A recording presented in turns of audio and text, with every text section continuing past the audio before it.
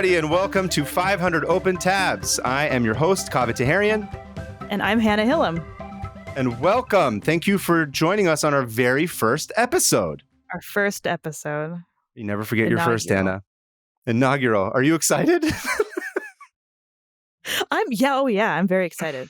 Yeah, I love talking. I love talking to anybody, really. Yes, that's true. And everyone's forced to listen.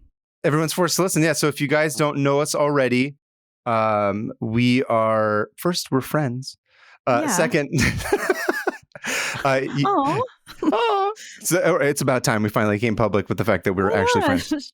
You guys might know me from my previous podcast, Musical Splaining. I also have been working for years as a cartoonist. I've been doing the convention circuit. In 2021 is when I met Ms. Hannah Hillam at LA Comic-Con, and we became fast friends. Yeah, my booth was placed next to his randomly, of course. They just and I saw on your shirt, on your jacket, you were wearing a Ongo Gablori, the guy from Always Sunny in Philadelphia. Oh, Ongo yes. Gablorian. Derivative. I saw you wearing that pin, and I was like, oh, we're going to be friends. And we hit it off. It was easy friendship. Yes, easy friendship. We've done all these conventions together. Our joke is that we're now con dependent. Is or con a very joined. Hilarious pun. Con joined. I think you don't say it. I don't do if that's a thing anymore as much. Yeah. I guess you're right. Conjoined twins is what they call them. Yeah. You never know.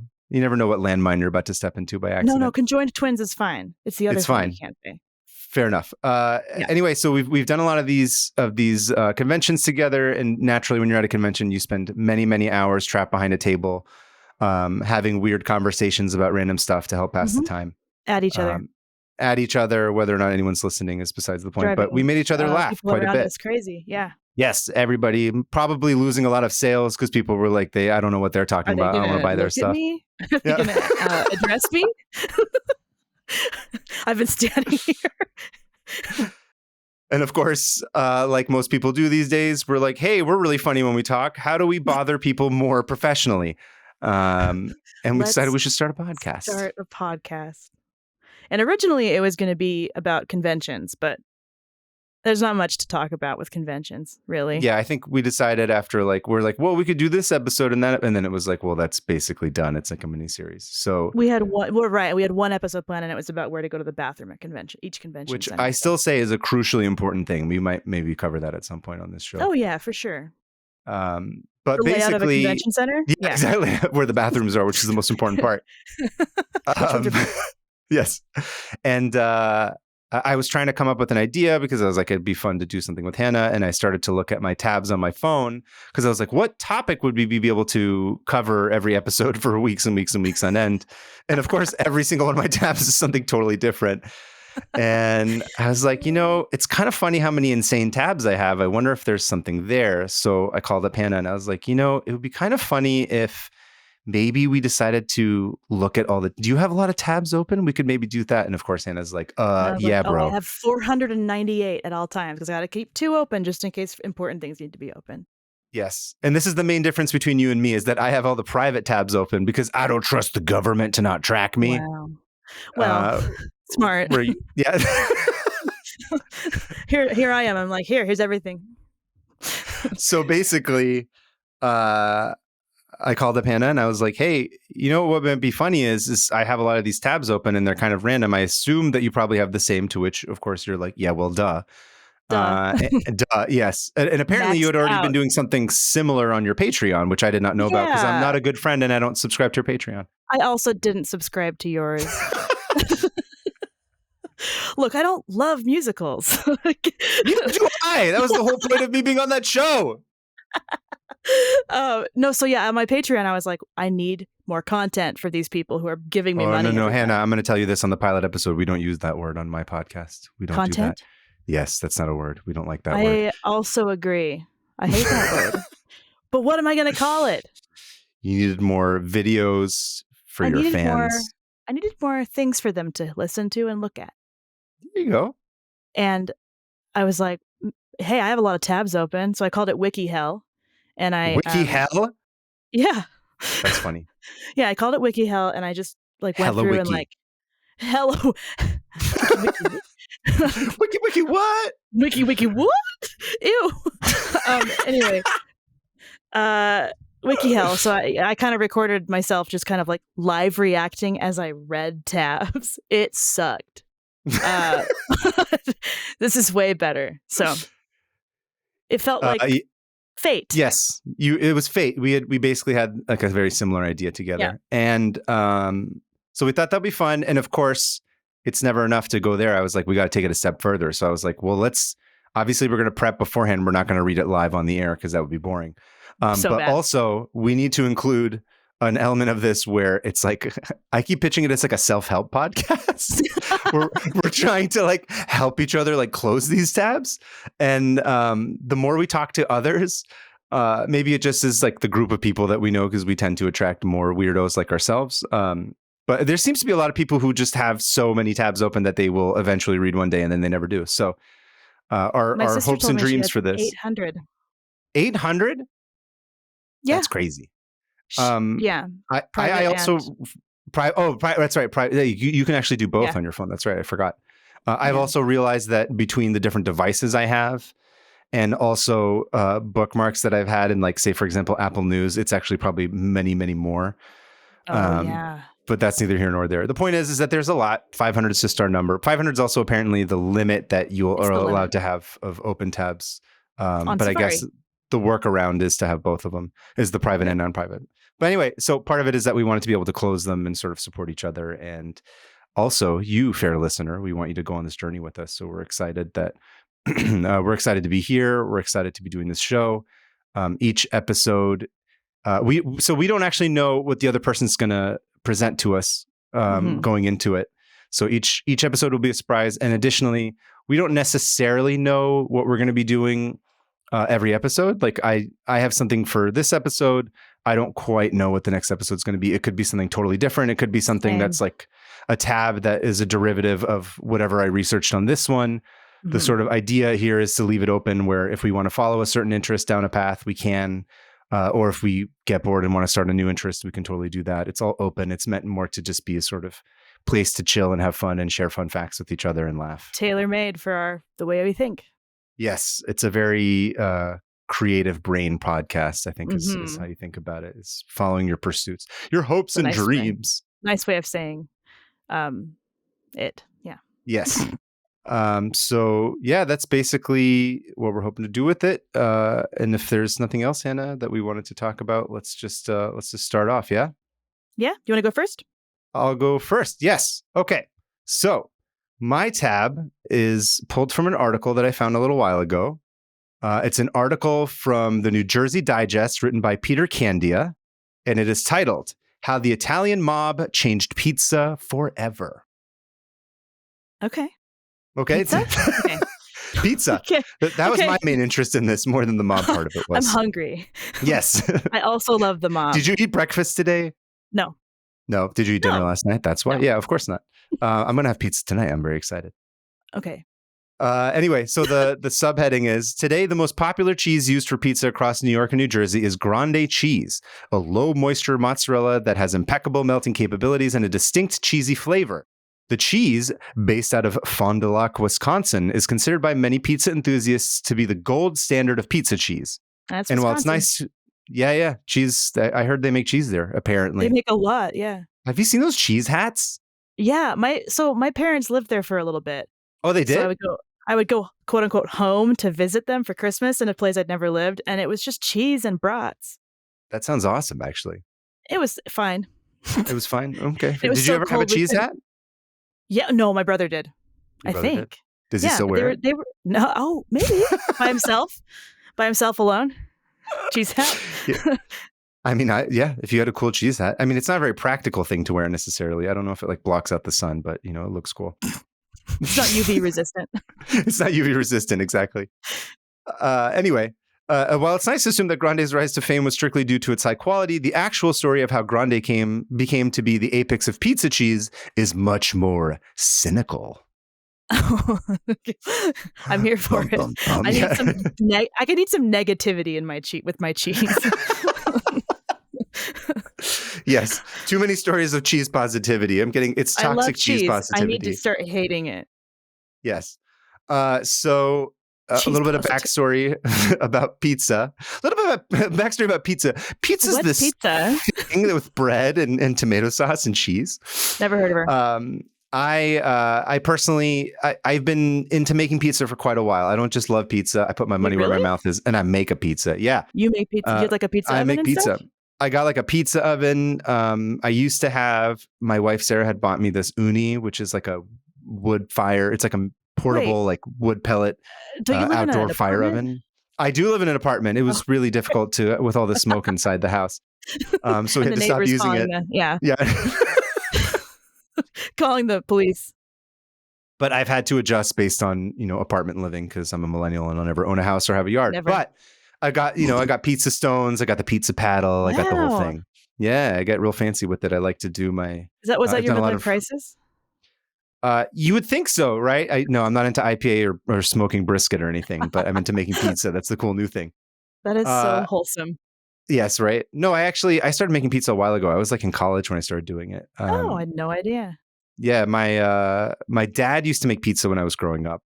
It was one of the things that we had like this weekly tradition on Thursdays where we'd come home from work and just like throw together a couple of doughs and we would sit and eat them. And I think I would watch like The Simpsons. It was like the best. It was like this very cherished childhood memory.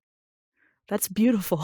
It was great, right? I want to do that right now with you. Yeah, we should. With your dad. Sorry, podcast over. We're going to go make all of pizza remotely. We're going to go eat pizza and watch The Simpsons. But yes, and I used to help him, quote unquote, help because I was a kid. So, which is mostly just me eating all the Lindsay olives out of the can directly and not having enough to actually go on the pizza.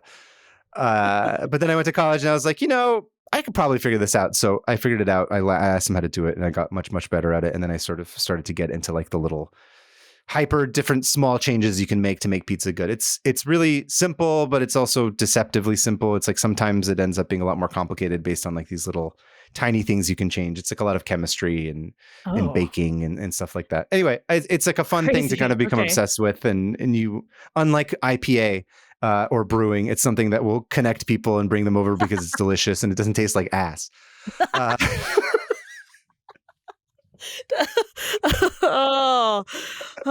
Like piss and bread, you mean? Yeah, exactly. Anyway, so that was the reason why I actually thought this article was interesting because I was interested in the low moisture element of it. So a lot of the cheese that you end up getting at the store, I mean, you can find whole milk low moisture, but a lot of the cheese you end up getting at the grocery store ends up being like a skim milk low moisture. But everybody is always trying to make like a New York style pizza, and the cheese that they use in New York style specifically that's very prevalent, that's very famous, is the whole milk low moisture mozzarella. So, specifically, yeah. So there's different kinds of cheese you can use, obviously, and there's different cheese blends, but the mozzarella that is whole milk and low moisture ends up being much better. And it gives you that sort of cartoony, stretchy, goofy movie. Yes, exactly. Goofy movie. Yeah. Like the long Best pull. Part of the movie. Exactly. The pull is what they called it. Like that kind of cheese is the low moisture whole milk mozzarella. You can also use fresh mozzarella, which is, the balls that come in the water and then you sort of put it on. But yes. Sorry. You're so sorry. I laughed at the word balls. You're like, I'm dude coded is what you said. I'm husband coded. Husband coded. You're very husband. Hannah, be appropriate. You said balls. Get your mind out of the gutter. You can use fresh mozzarella. It's possible. A lot of times you put it if you're using like a higher heat oven, like a wood fire oven or something like that. But otherwise, if you just put it into a regular oven, it ends up being really soggy and it sort of like soaks through the bread and it doesn't like crisp up and cook as well. So low moisture is the way to go. So this is a story that starts a long time ago. I want this to be a movie. Yeah, right. It starts with a young man you may or may not have heard of. His name was Al Capone.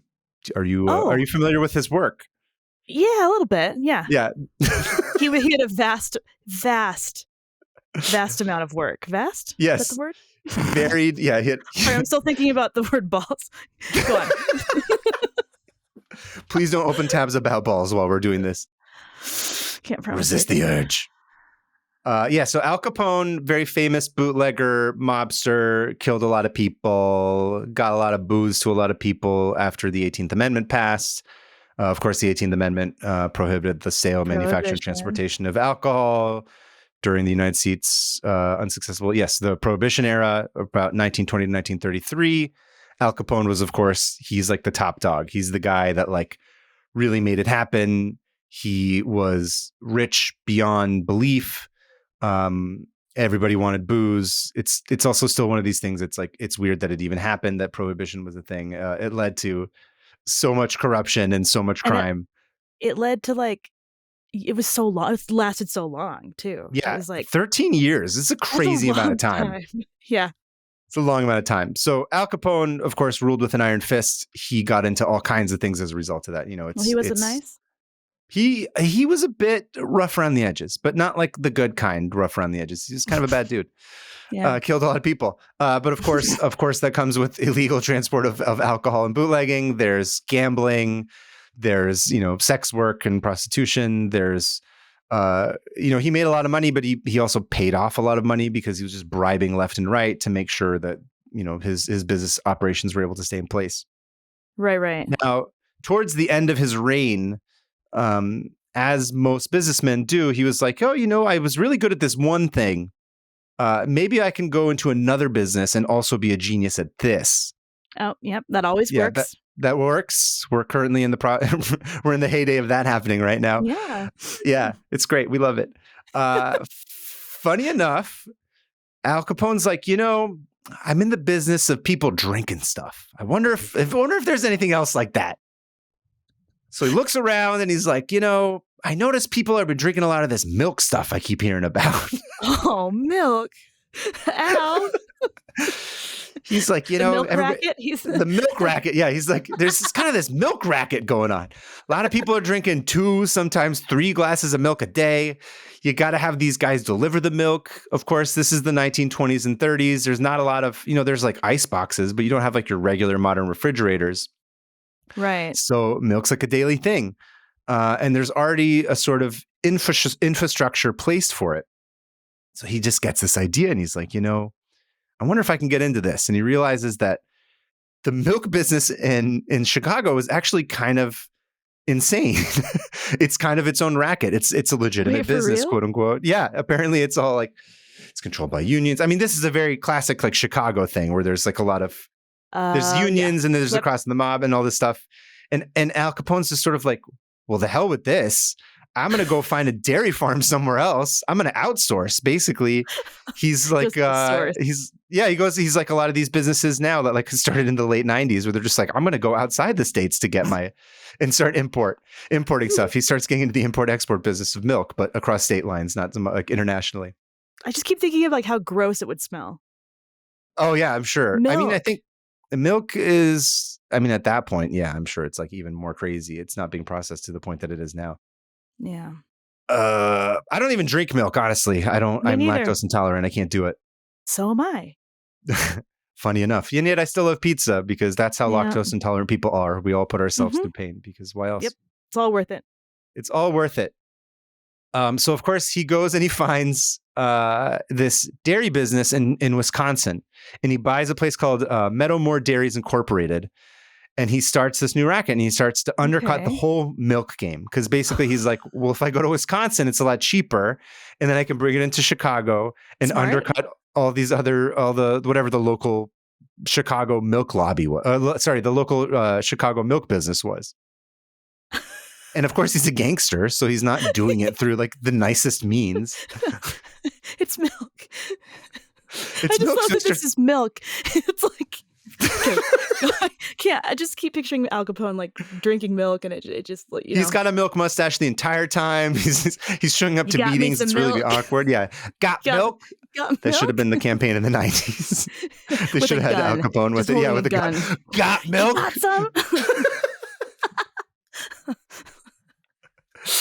some. So he basically takes it over, right, in Chicago. He starts and throughout the Midwest, he's like, this is now my racket is milk, in addition to all the other stuff. So he's sort of transferred this set of skills that he has. And of course, his other mobster friends are like, what do you got going on there in Wisconsin? We want in on this. And they're like, yeah, come on over. That's cool. They want the milk too? They want the milk too, or just they want this business. They get into this idea of like, well, if we just go outside of this place where it's expensive and create a distribution network where we can bring it in, we can undercut everybody, which is what mobsters do. Definitely not what giant companies and international corporations do. They don't do that ever. It ended. It ended with Capone. That ended. We don't do that in the year 2023 or 2024, I should say, by the time this gets released. Weird. Yeah, right. And so he basically starts bringing in his friends. There's this other guy. His name's Ross Prio. He's another kind of, mobster that's in the area. He goes and he gets involved in the Grande Cheese Company, which is a different cheese company. So Grande Cheese. So Al Capone was in the dairy company. Cheese processing is like a different thing. So they start working hand in hand. They start working together. But and by the way, I should say that these are not companies that were started by these people. By the gangsters. These are companies that existed. These are companies that like were already making good products. The mob decided to come in and be like, okay, well, we're going to use this to our benefit. Wow. I mean, so on some level, yeah, you have all these people who are like, I just wanted to make cheese, and the next thing you know, I'm getting strong armed. It is sort of unfortunate in that sense, but they continue to make good products. And I'm not quite sure exactly. So there's not like a clear thread here in terms of like what the timeline is, but around the early 1930s, Al Capone gets arrested. He famously goes to Alcatraz. Ross Prio's running Grande Cheese. There's different people it's passed in hands from one to one. Eventually, a very famous mobster, Joe Bonanno Sr., took over Grande Cheese, and he essentially takes it to this next level. And he starts what they call the agro mafia. Have you heard of this term before? No. Which I assumed all mafia is very aggro, but no, it's specifically in reference to agricultural mafia. Agricultural mafia. I love that so much. Okay. Agro mafia. So they control the means of like olive oil, cheese, distribution, stuff like that. So it's specifically having to do with like, products, food, and agricultural products. It's not just like, we're going to break your legs if you don't do this. It's like drink our olive oil. Right. So Bonanno essentially starts this process where, again, exactly. So the way you sort of see it in like a typical movie is, they'll come in, the mob comes in, and they're just like, you got to pay us for protection, otherwise we'll break your legs, and you got to give us like $2,000 a week or whatever. And then the owners are like scared and they have to pay out, and it's terrible. They start like this different trend that ends up being like hugely successful. And the way they do it is like, and he's also starting something. Bonanno starting a distribution network with people back east. So specifically like within New York and New Jersey, because he's got ties there. Pizza country. So he's got like these cheeses. He's got these people back east in New York and New Jersey. He's just like, I wonder if we can make something happen here. But they don't go in and they don't go in and threaten to break the legs of these people. They go into a pizzeria, let's just say it's owned by Ray. Ray is what every pizzeria apparently is called back in New York. So, they go There's like 50 Rays. Yeah. There's like 50 Rays. So they go into Ray's. It's like a guy named, Johnny goes in and he's just like, hey, can I get a slice of your pepperoni pie? And he's like, yeah, no problem. And Ray, like, he heats him up like a nice, delicious slice of pepperoni.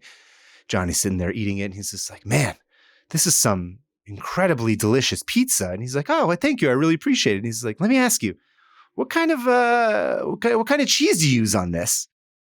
And he's like, oh, it's funny you should ask. I have this distributor. He's out in Newark. He's this guy named Billy Bob.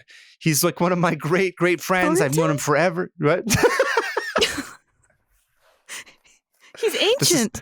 He's ancient. Billy Bob Thornton was around back then. He's in the crib distributing cheese. So he says, I got this friend, Billy Bob, I love him. We've been doing business together for 20 years. He was at my kid's christening, our wives talk all the time. It's fantastic. He's been sending me this cheese. He's great. And then the guy, Johnny, the mobster, is just like, oh, that's wonderful. I think it's really great that you guys have such a tight community. I love, because that's really all pizza's about, right? It's about getting people together to have a slice together, putting aside our differences and sharing. That's beautiful, man.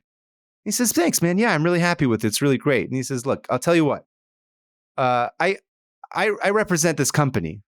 It's called Grande Cheese. We're based out of Wisconsin. Here we go. He says, we're kind of the new guys on the block. We've been doing really great work out in Wisconsin and out in Chicago and the Midwest. People really love us. We thought, we love New York. We got a lot of roots out here. Maybe people out here will be interested. And he says, listen, I don't want to impose. I don't want to ruin whatever relationship you have because God bless you. That's beautiful. I think relationships are really important with Billy Bob and his cheese distribution network. The cheese. He says, I don't want to ruin that. He says, but sometimes life has this way of getting crazy and you don't expect it. Different things can happen. You don't know. Just the other day, 6 months ago, my uncle, he was 46 years old. He's married. He's got 3 kids. All of a sudden, bam, dies. Heart attack. Massive heart attack. All of a sudden, his wife left with 3 kids. She doesn't have a breadwinner. Heart attack. I was laughing, but not at the heart attack. Go on. He says, he dies. He doesn't have a backup plan. All of a sudden, his wife's left with 3 kids. She doesn't have a backup plan. She can't make any money. What are you supposed to do? They didn't plan ahead. It's tragic. I mean, honestly, we can't say we didn't see it coming because he was really unhealthy. He ate a lot. He drank a lot. He smoked a lot of cigars. Through the mud. He was awful. God rest his soul. He was a great guy, but he didn't do a great job of taking care of himself. I don't want to see that happen to you. I want you and this delicious pizza to always have a backup plan just in case. He says, okay. He says, tell you what, just take my business card, put it in a drawer. You don't ever have to call me. God willing, it'll never happen. You'll never have to call me. Nothing will ever go wrong. And you're going to have like a successful business to the end of your days. I wish you the best. But just in case, you never know, have this as a backup plan because God forbid you should be left without some sort of delicious cheese. And he's like, I really appreciate that, It's really sweet of you. It's really nice. And he says, yeah, okay, anyway, thanks again for the slice. I'll catch you later. God bless. And he goes, and the guy's like, that was a really nice cheese distributor. I'm going to hold on to this card because he's a good guy, and he really liked the pizza. Right? Ray goes about his week. Later that week, the mayor comes in, and he's having a slice. The mayor of his town. He's like, this is awesome. I love this food. I love this pizza. I tell you what, my wife's been on my case. I'm turning 57 next week. She wants me to throw some sort of party. And I don't like any of these fancy, big places. I want to do something more local, low key in the neighborhood. Man of the people. And he's like, I'd really like to just have something here. And he's like, are you serious? Mr. Mayor, that would be an honor. We'd love to host you here for your 57th birthday. And he says, yeah, it's no big deal. Don't worry, don't mention. I'm going to invite a couple of other famous or important people in the community. We're going to be here. We just want to keep it low key. You don't need to fuss over us. Nothing crazy. And he's like, yeah, no problem. He's really excited. Story, I'm really invested in this story. Did any of this did this happen? I mean, I can't prove that it didn't happen. I'm going to choose to believe this is word for word. Yes. And anyway, he says, the mayor wants to have his 57th birthday party there next week. It's great. He's loving it. This guy, Ray, he's like, man, I can't wait to call Billy Bob on Friday because Friday is when he calls and he makes his calls for the next week. Yeah. The cheesemonger. Yeah. He says Friday's the day that he makes calls for the following week to see how many orders he needs. And he says, I can't wait to tell him he loves it. We love our weekly catch up. Picks up the phone Friday morning, calls Billy Bob at the factory. No answer. Just keeps ringing. Oh, no. He's like, that's weird. That never happens. He gives it 10 minutes. He goes, washes his hand, checks up on the inventory, comes back 10 minutes later, calls it again. No answer. He's like, oh no, what's going on? Do it. So he decides to call Billy Bob at his house. Thankfully, it's okay. He's not dead. Billy Bob picks up the phone. Okay. All right. Picks up the phone. I was getting attached to him. Yeah. Don't worry, he goes on to have an illustrious acting career. It's fine. He marries Angelina Jolie. He has a great life. Yeah. He calls up Billy Bob. Billy Bob picks up the phone. He's like, hey, Billy Bob, what happened? I called the factory a couple of times. You didn't pick up. And he goes, I'm ruined. This is what happened. And he says, I don't know. There was a fire at the factory. I can't make my cheese. He says, what do you mean there was a fire at the factory? He says, I don't know. The fireman said it was an electrical fire, but I didn't leave anything unplugged. I don't know why it happened. He says, oh my God, Billy Bob, that's terrible. I'm so sorry. he consoles him. And in the back of his mind, he's like, oh, crap. The mayor's coming next week. What am I going to do? I'm out of cheese. So whatever, he consoles, Billy Bob cries on the phone and he hangs up and he's like, what am I going to do? And then he remembers he's got this business card from his friend Johnny that just came in earlier that week. And he says, I got to call Johnny and see if he can make it happen. He calls up Johnny. He says, listen, Johnny, I know you were just here a couple of days ago. God forbid, I need cheese next week. The mayor's coming. It's going to be a big deal, blah, blah, blah. I don't know how long it's going to take Billy Bob. Okay. All right, I'll get to the point. So Billy Bob. No, I love this. I'm here for it. So Johnny says, don't worry. I actually, funny enough as it is, funny mention it, I ended up making a couple of other contacts in the neighborhood. I'm going to be delivering a shipment of cheese next week. I got you. Don't worry. I'll bring you 30 pounds of the low moisture, whole milk, fresh mozzarella. You'll be fine. He says, oh, thank you. And he hangs up the phone. And then he starts thinking to himself, he's like, man, what are the odds that Billy Bob's factory would burn down the same week that this guy showed up and said, what if something should go? And then all of a sudden he's like, oh, crap. And by then, thing and then now he's in bed with the mob. Yeah. So this is the process that they did. A classic American story. Classic American tale of something that would happen. And now, of course, this goes on for years. This becomes a whole network where now all of a sudden the mob is connected to all these different pizzerias and they have these distribution networks. They use these distribution networks to drive trucks around and distribute whatever, cocaine, anything illegal. This escalates like full-on drug, full-on drugs. Yeah. This escalates. They're still making pizza because remember, a lot of these places are just pizzerias that are just doing their thing. Wild. Okay. Yeah. It's their thing. They're already doing pizzas. Like, these people are just sort of like strong-armed into it. It's really unfortunate. Yeah. So this is what happens. It gets crazier and crazier. Eventually, this becomes so successful that the Italian mafia, like literally the mafia back in Italy, like in Sicily, starts processing heroin that came in through Turkey. So they take, I think, like whatever, opium or whatever. It comes in through Turkey. They process it in Spain. And then through different flights, like, through Brazil and stuff, they bring it into the Midwest. Into Chicago, and they're bringing heroin into the States. So they have this crazy operation where they're essentially like bringing A-grade heroin from international stores and then distributing it through this pizza network. Only the best of different pizzerias with only the best mozzarella. Top quality mozzarella heroin. And the FBI gets word of this.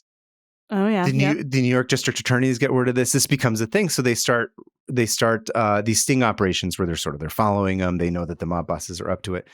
This leads to a very famous trial in 1987. Oh, so they caught them. They caught them. So eventually, like whatever, through the RICO Act and all this stuff. Yeah, it's crazy. So like they're following, they're tailing, they're gathering all these different.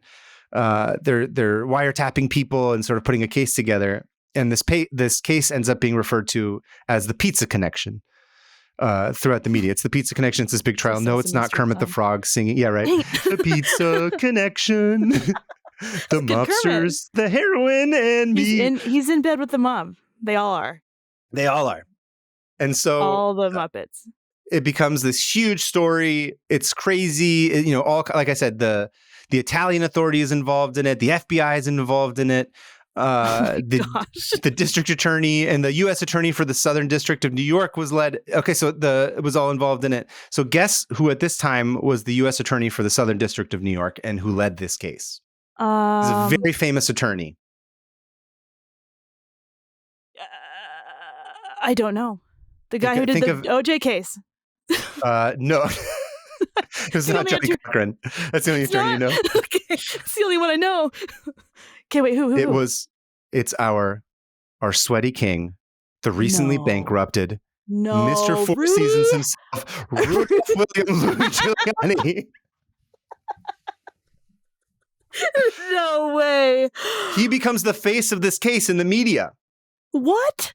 Yep. 1987, Rudy the Pizza Giuliani. Connection, if you look it up. Rudy Giuliani. Wow. Sweating everywhere with his hair dye. Actually, this is before all of his hair dye is sweating everywhere. Yeah. This becomes the case that all over the pizza. This is the case that makes him like super famous. And of course from there, all because of the mob, and then putting. Wow. I mean, that's the irony of it. Yeah, that's a whole other story about where that guy's career went. Part of this, I think. Yeah, this is my favorite part of this whole story. Okay, so Giuliani essentially leads this case, or at least is sort of the face of it within the media. Of course, there's all these other people that are involved in it, and they put away like a dozen mobsters. And it sort of ends the idea of like what we know about the Italian mafia, like as it's sort of historically been known in the States. However, grande cheese is essentially like, since then it's like it's disconnected from that. They're still going. So grande cheese is still a very like well-respected, well-loved. It's kind of still the standard. Like within New York, they're like, oh no, grande is the best cheese. It's the most stringy and cheesy. It's got the best pull. Like, you have to remember, again, the people who were making these, the artisans who were part of these companies were just sort of like, they got pushed out and taken over by the mob. But they're still like, you know what? We're still making good cheese. So it's really funny because essentially like all this is a long way of saying that like the reason why we all have low moisture, stretchy cheese, delicious mozzarella pizza is because Al Capone got greedy and he was like, no, I need to get into the milk racket. That is... You know what? I'll never, when I eat pizza, I'll just say, thank you, Al. Thank you, Al Capone. I won't pray. I'll pray to Al. Thank you for this Al pizza. Capone, yeah. Crazy, right? That's insane. Because I knew that he was like, it sounds like it's made up. Like a sitcom or something. It does. It should be a movie. It should be. Rudy Giuliani should just play himself. I mean, yes, I think this could be like an American crime story where like Rudy Giuliani comes back. Yeah, it could be a whole... And it's going to be really tacky and cheesy. Oh, it'll be a Ryan Murphy show for sure, where he's just like, I'm the boss of mozzarella in Wisconsin. And there's like a crazy camera panning to him, right? I would watch that. That's amazing. Yeah, I had no idea. Yeah. Rudy Giuliani is somehow responsible for this, which is crazy to me because, oh, how the tides have turned and he's gone in the complete opposite direction. Yeah, well. Yeah, unfortunately. You mess with, well, no, I don't know. I had no moral to that story. Yes, there is no moral to the story. It's insane. That's the whole point. But cheese, the moral of the story is that cheese is great and it's delicious. And Wisconsin cheese is the best. Wisconsin low moisture, whole milk mozzarella gets you that tangy, stretchy, delicious cheese if you're trying to get that New York style. There's all these other components to it, which I am sure I will bring up pizza many more times throughout the rest of this podcast. I don't doubt it. Yes. I want pizza right now. I also want pizza right now. But you know what I'm more excited about is hearing your tab. It's not about pizza. That's unfortunate, but I'm excited to see what it is nonetheless. Okay. All right. Well, that was awesome. Thanks for telling me the story. Thank you. I'm glad I made it through. I was a little bit worried that I would not be able to land the plane. You had me attached to every person in that story except for Rudy Giuliani. As it should be. As it should be. Okay. Well, we're going to take a little bit of a turn. Okay. And go underground. In not in a mob way, not in like a drug smuggling way. Yeah, not the underground scene. Yeah. It's underground. So I'm going to be talking about hobby tunneling. Hobby tunneling. This is not Hobby Lobby. This is like tunnels in Hobby Lobby. There's a vast network of Hobby Lobby tunnels connected that Hillary Clinton is smuggling pizza through. The real Pizzagate. So no, it's people digging tunnels for fun. And it's usually not... Digging tunnels is really fun, to be fair. Yeah. Like in the summertime, like growing up, we lived on like a pretty big, like a half acre or a quarter acre. That's a lot of fun. There was a lot of digging. We made little like foxholes. Anyway. So yeah, I like digging. So I was immediately like, oh, this sounds interesting. Yeah. And it's not like normal, like you don't dig out of, you're not digging out of prison. You're not digging to like smuggle things. You're not like mozzarella or whatever. Like, smuggling mozzarella. Yeah. Through the mozzarella tunnels. We lost a lot of good men. Mozzarella tunnels. The dry ones. It was all staring off into space. Yeah, right. Not fresh mozzarella tunnels. Those collapse immediately. We drown. Immediately.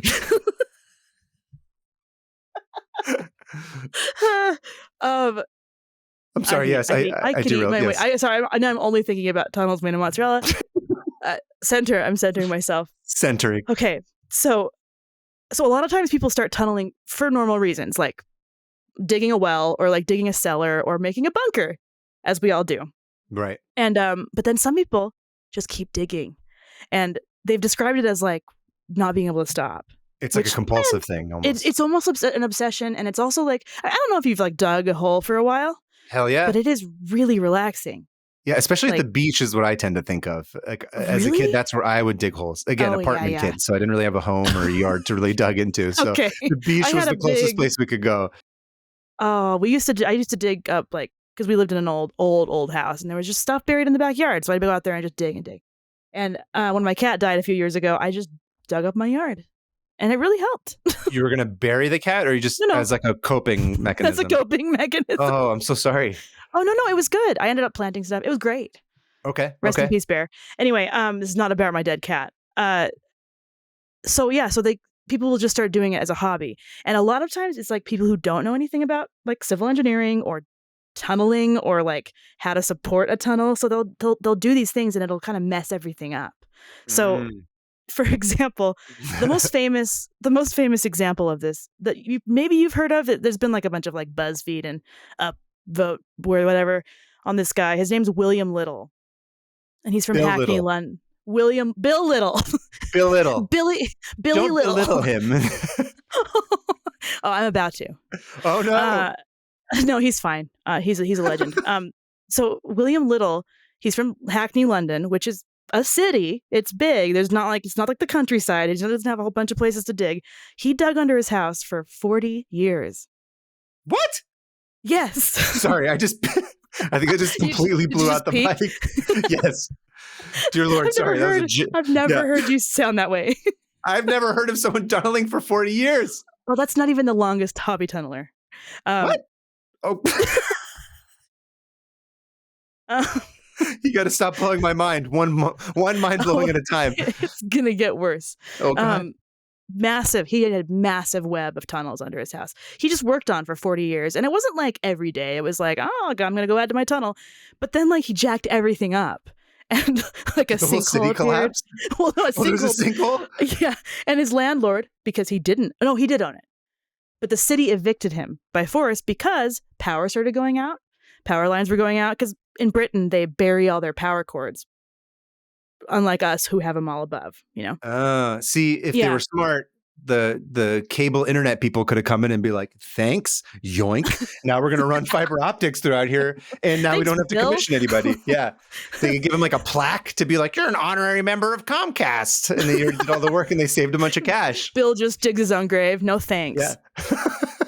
Comcast sucks. Anyway, so yeah, everyone got super pissed off, and they evicted him, and he was just like, "Oh man, you know, that's the end of him." I don't know what happened to him. I think he just went on to live somewhere else. In a tunnel, ideally. Ideally, he was digging different tunnels. Those fascists took away his tunnels. He's going to go. Was he involved with Saddam's tunnel in Iraq when they found him? Was Bill Little involved in that somehow? Bill Little. Still calling him Bill Little. You know what? I don't know. He's dead, or else I'd ask him. Oh, he is dead. Okay. He's dead. I mean, so dead. Saddam. I mean, is there connection? Coincidence? I don't know. They're both dead and they have tunnels. I don't think that's a coincidence. Tunnel gate. So a lot of guys are like doing it. Like one guy. So for example, have you ever heard of what is his name? My gosh, Elton McNope, Seymour Cray. Seymour Cray. No, I don't know. None of these people sound real. He's the father of supercomputing. And we have computers today because of him. And he would dig for years under his house to figure out how to build, it would help him like sort his thoughts and figure out how to like solve the issues of computers and how to build them and stuff. And his quote, he said, "While I'm digging in the tunnel, the elves will often come to me with solutions to my problems." Amazing.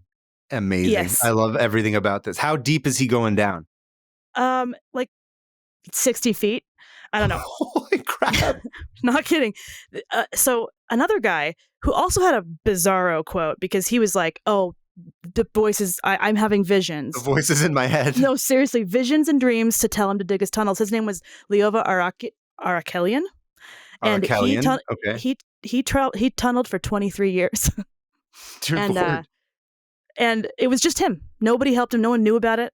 And most people just say they keep going because they like it. And so are these like continuous like one tunnels, or like he'll do a one tunnel and he'll be like, I'm bored with this area, I'm going to go tunnel somewhere else? It's like us, but with tabs, you know? It's like us with tabs. 500 open tunnels. Okay, shut it down. We need to do a new podcast. We got to close this tunnel by pouring a bunch of dirt into it at the end of every episode. It's like Minecraft. Did you ever play We could do Minecraft? live tunneling, like where we're streaming from underground while we're tunneling. You know what? People are going to watch me die live because I'm going to, it's going to cave in on me. I'm not a civil engineer. Doesn't sound like any of these guys were.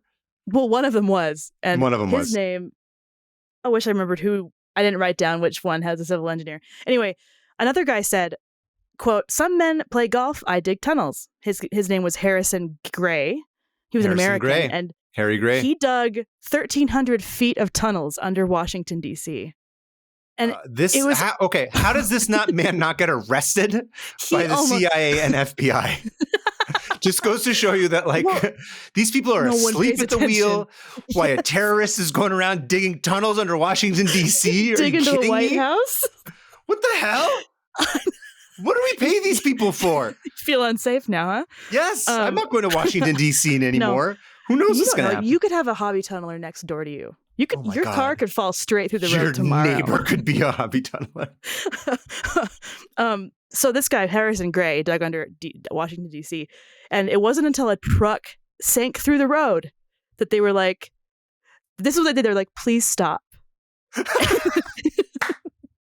And so he moved. So polite. He moved and did it again. But this time somewhere else. So Harrison just tunneled and tunneled. He's the one who said, "Some men play golf, I dig tunnels." The irony is that you can't put these men in jail because this is literally what they're going to do. Yeah, what are you going to do? What are you going to do? You're like, what? You got to put them in a maximum security, like all plastic prison or something. They'll find a way. They'll find a way. God, what do you do? They're hobby tunnelers. You got to put them in the water or something. They can't tunnel out of the ocean. True. Or can they? Yeah, they'll just dig their way to China or something. There was one that's guy, what I always think of. Just dig straight through the earth. Yeah. There was this one guy, and of course I didn't write down who, but someone was like, yeah, there's no stopping him. And they had no idea how he did it. He just did it by himself. Anyway, this another guy, first of all, they're all men. So I'm a little annoyed about that because I think my next goal in life is to become the patriarchal hobby. That's I'm going. Too many straight white men are tunneling. They're all straight and white. And I am going to be the first not straight, not man. I support you 100,000% in this. If I go missing, you'll know where. I will champion you. You heard it here first. Yes. I'm going to break the glass. Yeah. Like the dirt ceiling. The dirt floor, I guess. Not really. I'm going to break the dirt floor and become the first female hobby tunneler to be on Wikipedia.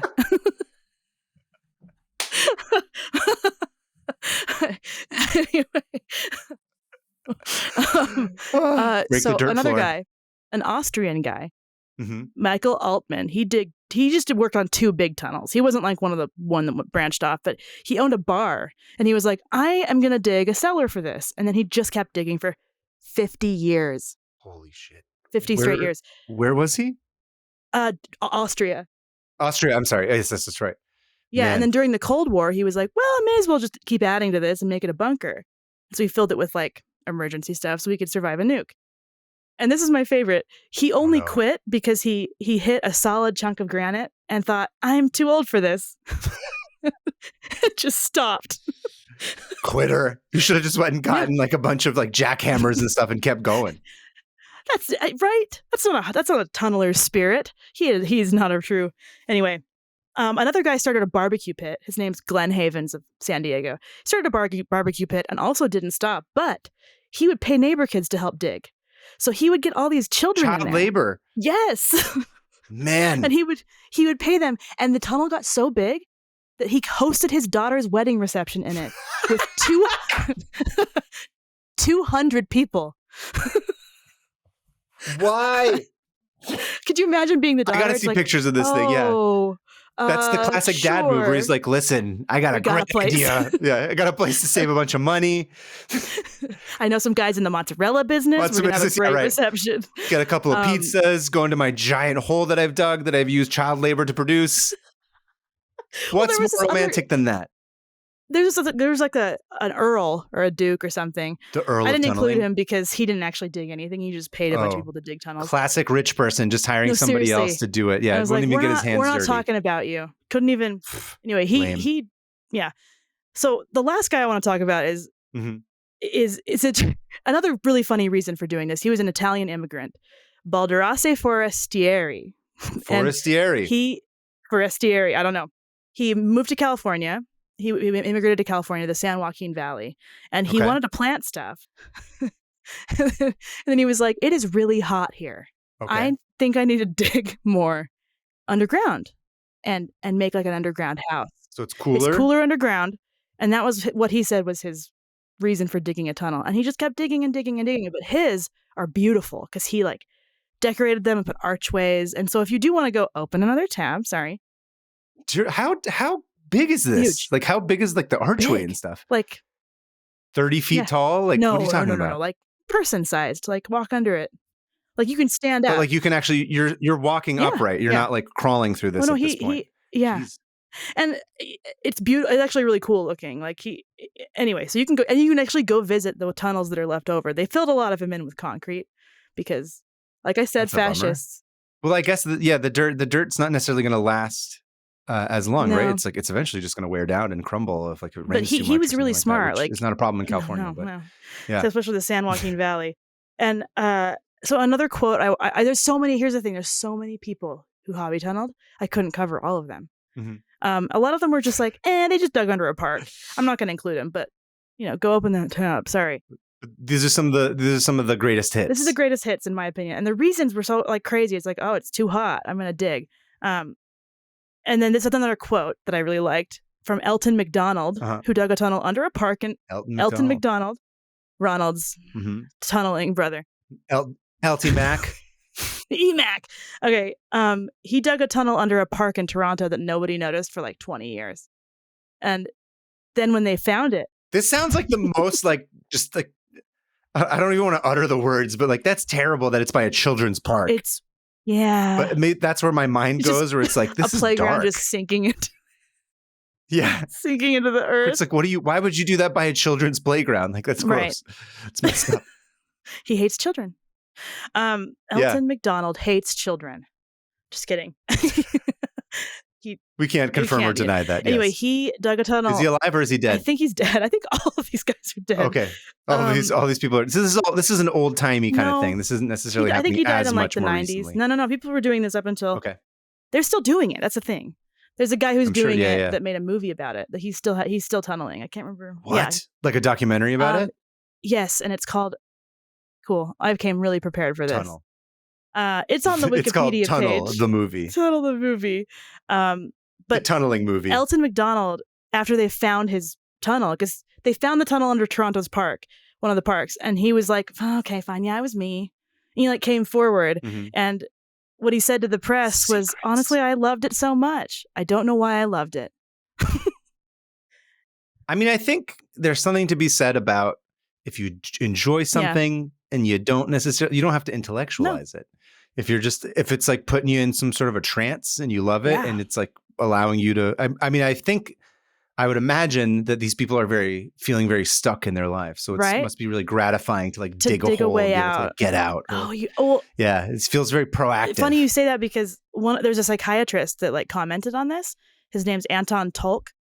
And he has a theory his theory, which sounds kind of iffy to me, is that people obsessively tunnel to, quote, return to the security of the mother's womb. Unquote. Of the womb. That makes sense. I could see that. But, yeah. It could also be like sculpture in a way where it's like you have this huge slab, but instead of like a rock, you're going into the ground. It's like the inverse of it. And some of them did tunnel straight through rock. Like guys would use jackhammers to just go straight through granite. Or maybe they were just ants in their past lives. Oh my gosh, that's beautiful. That sounded really insincere, but I meant it. That is really, I would love to be an ant.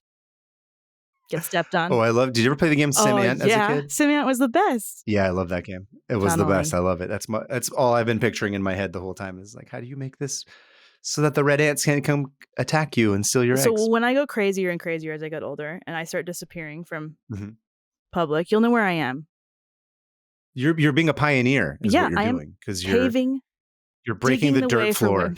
women to dig tunnels. I'm going to be put on a stamp.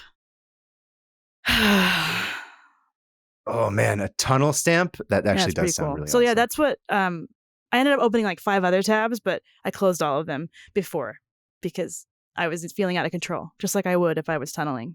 Yeah, I was gonna say you can't stop once No. you started. And yeah, so that's hobby beautiful. tunneling.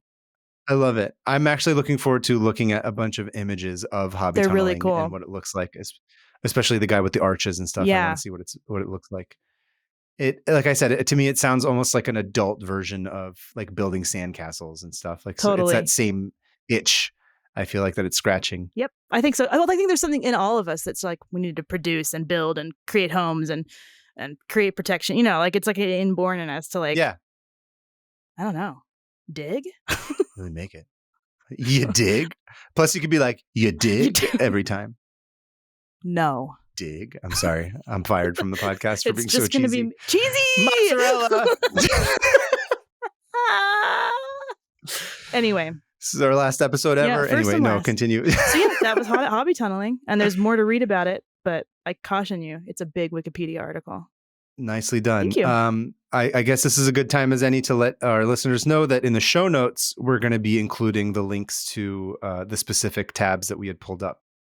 And so you can follow along at home if you'd like. And you can close one of your own. But now you can close one of your own, which, speaking of which, is it time? We have come to the part of the show that it's time. Hannah and I are going to open up our phones. We're going to unlock them. I've already opened like 30 more tabs since I did this. Wow, where is it? We could just close this specific one. That's what I mean. I can't find it. Oh, you can't even find it? Hang on. Don't close it yet, though. I'm not. Hang on. I gotta search. You can search your tabs. There it is. You can't. I don't think you can do it on private, though. Come on, man. I'm gonna have to get out of this private thing. I'm gonna have to start opening them up on the regular everything one, to the government. Anyway, okay, I have it. Okay, so drum roll, please. Okay. 3, 2, 1, and close. I'm down to 406. I'm down to 406. Progress. How does it feel? I don't know. I miss it. I miss the tunneling. It's too soon. I missed that tab. Because there were things I didn't read. But you know what? If I'm meant to read them again, I will someday. It'll come back into your life. You can't cage a tab that's meant to be free. It's Godspeed. Hobby tunneling. Tabs. Wow, that actually feels pretty good. Because I'm incapable of doing that on my own. Oh yeah, I mean, I think also we're gonna end up opening like 60 other tabs every episode. This is never going to end. I'm about to go read about the Mafia and the mob and cheese. Yeah. Yeah. I believe your husband joked that this whole show should only be 500 episodes, that every single one of the tabs get closed at the end. And then of it, we should just close out the podcast. Hey, not going to get to 500 episodes. We'll see. Anyway, so what should we do listening now? So as a part of this process, we are inviting our listeners to submit tabs that they have read and closed, and to give us like a brief little paragraph summary of it as a paragraph, as a way to, as I said, sort of at the top of the show, it's a way for us to all sort of bond and make it more communal. So obviously this is our first episode. We've asked a few of our friends to submit tabs because this has not yet been released. But once we go live, our email is 500opentabs@gmail.com. We want to hear from you. We want to know what the number 5. Correct. 500. Open tabs. Opentabs@gmail.com. Let us know if we inspired you to close the tab. Give us a couple sentences, nothing too long, just like a brief little summary. Or like of a fun fact you learned from it. Fun fact. Yeah. So I'll go first. Okay. And funny enough, you'll learn once you read yours. But our friend Josie from Pasadena writes, "Dear 500 tabs, most of my tabs are recipes, symptoms, checking through Quora, and Wirecutter lists. But y'all inspire me to go back and see the path not taken, the search not completed. Finally closed, what were the cider house rules? Have you seen the movie Cider House You know I Rules? haven't seen anything. I haven't seen it Oh, either. weird. That's true. You haven't seen any movie. I've not seen the Cider House Rules. And she goes on to say, like, I've seen the movie. Were the rules even in it? So I finally read the rules, and you really can't make that kind of movie anymore. Like, most of the rules are to keep them safe, but also, like, they're not getting workers' comp if they fall off the roof. Most of the rules are about the roof. I have no idea what this is about. I thought it was like Cider House Rules. Like, yeah. Rule. That's what I thought too. And I said it's very 90s of like the Cider House Rules.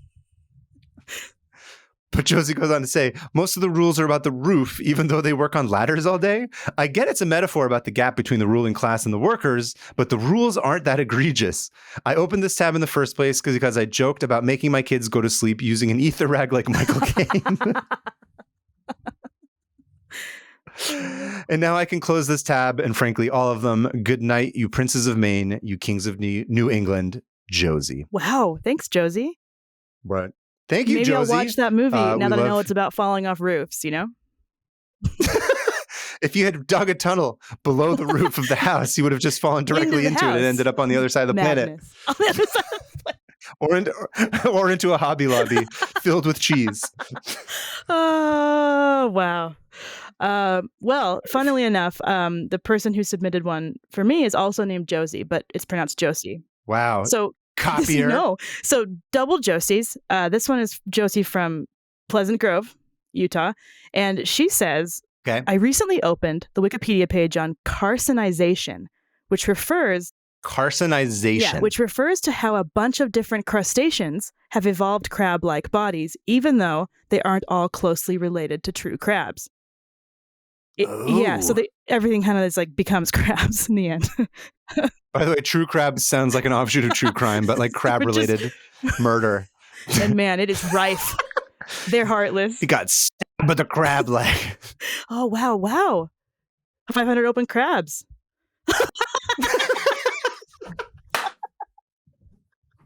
We're hosted at a buffet. Yum! ASMR. Crab eating. Okay. It's apparently so it's apparently so advantageous. Stop. I can't look at you. I'm not looking at you. It's apparently so advantageous to have a short, wide body. Oh, good. That's me. That nature keeps replicating it. It keeps leading to more open tabs. Some crabs some crabs are more closely related to lobsters than actual crabs. It's an example of convergent evolution. Also, Wikipedia's list of examples of convergent evolution is an entire rabbit hole that only leads to more open tabs. For example, the marsupial lion had retractable claws like modern house cats, even though it wasn't a cat. Is a marsupial lion like a monkey or a lion? Why don't you Google it? I guess we should. By the way, Hannah, you are the one who introduced me to Wikipedia's list of lists, which could be an entire long conversation. I'm going to tell everyone right now. I don't think I know list of lists. Do not go to the list of lists. It is Wikipedia's list. Okay, so don't go to it. If you want control over your life, don't go to it. It's called Wikipedia. It's Wikipedia's list of lists, and it's the list of all their lists. So listicle, I believe, is the other term, right? So listy. Yeah. Anyway, Josie. So Josie, thank you. Everything becomes crabs. I'm not gonna lie. I assumed that lobsters and crabs were related, but I guess they're not part of the same genealogy, or not genealogy, but they're part of crustaceans, different species, but they're not. Yeah. Whatever. But yeah, I want to go read about convergent evolution. Crab-vergent convolution. We're scientists. Yes, very much so. Anyway, yes. Again, we want to hear from you guys. Whatever fun tabs that you've closed, especially if your name's Josie, because we're such an inspiration. Yeah, exactly. Josie's only need apply. If you're not named Josie, we're not interested. No interest in what you have to say. No interest in non-Josie related people. Yes, once again, that email is 500opentabs@gmail.com. Please send us, and also make sure to send us the link. So if people are interested, we can put that up on the show notes as well so they can find them. But I guess that about brings us to an end of our first episode. We did it, Joe. It's exciting. We did it, Joe. I'm thrilled to go on this tab journey. It's going to be taberific. You don't want to miss a tab. So many terrible. Taberable. Tabulous. Fantabulous. Yep. Yes. We If gotta you're still find a listening tag and with haven't that. given up out of cringe, Listen, embrace the cringe and you'll be truly powerful. embrace the Just be cringe. cringe. Yes, of course. Please tell your friends about this podcast, especially your friends named Josie. All of them. All of them. Please subscribe. Please leave us reviews. This is the first episode, the first couple episodes especially. Important. It's going to be really important for us to get the word out as much as possible so that people can know that we have a podcast and they listen to it and we can grow our numbers. So please subscribe. Please review. If you can give us a 5-star review, that'd be wonderful. If you're able to write up a review, just even like a sentence or two about how it's great. Or if you just write crabs. That would also be lovely. Just write crabs. Crabs is also great. Tunnels, crabs. Or cheese. Matzo tunnels, either one, cheese tunnels. Any of those things would be really helpful. Also, please follow us on social media. We're on Twitter at 500 Open Tabs. We're on Instagram at 500 Open Tabs. I think that's all we're on right now. And if you want to look at our we're art, also on YouTube. Yes, we're on YouTube. Oh, yes, we'll get into that part as well. But just in terms of tell everybody about the show, follow our sponsor links as well, because we do have sponsors that we're lucky enough to get for this first couple of episodes. And follow those links. Make sure to sign up because that will help us be able to put the show on for longer and longer. So if you like tabs, go to all 500 episodes. Yes, I'm sorry, Hannah. Continue. So you were going to talk about say if you're interested in cartoonists like us, we both have Instagrams where we post our art and what we're doing, and mine's just my name, Hannah Hillam, at Hannah Hillam on Instagram and Twitter and all of them. Yeah, but Instagram's mostly where you're like the most active. Yep. Yeah. And I'm at PermaFriends on Instagram. I also have books, drawings, illustrations, all that kind of stuff. This dude whips out books faster than anyone I've ever. It's just books. So if you like books, it is kind of crazy. I don't know how you do it. I don't know how I do it either. Although actually I do know how I do it. We've talked about this. We might talk about this at some point as well, because I think it might be helpful to people. But yes, if you like funny stuff and if you like fun drawings and stuff, that's sort of where we both live. Or if you're looking for good gifts or anything. But anyway, stories. At PermaFriends on Instagram, and then I'm at Covetarian on Twitter. That's just more of my rambling nonsense He's and really funny little thoughts. Twitter. It's not really only good. Not on the podcast much, but only on Twitter. No, not at all.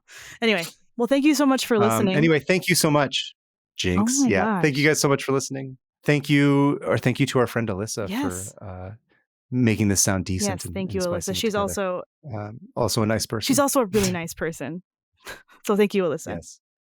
Anyway, you guys, we'll be back soon, and we'll have 2 new tabs that we have no idea what they're going to be. No, I did this yesterday.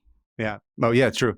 Join us for the next episode where, who knows? It'll be fun. See you at the next tab. No, we got to figure out what's our. See you at the next tab. I would block 500. I would close 500 tabs. Drink your tabs. Don't want to miss a tab. That's copyright. Whatever. Yeah. Okay. Bye. Bye.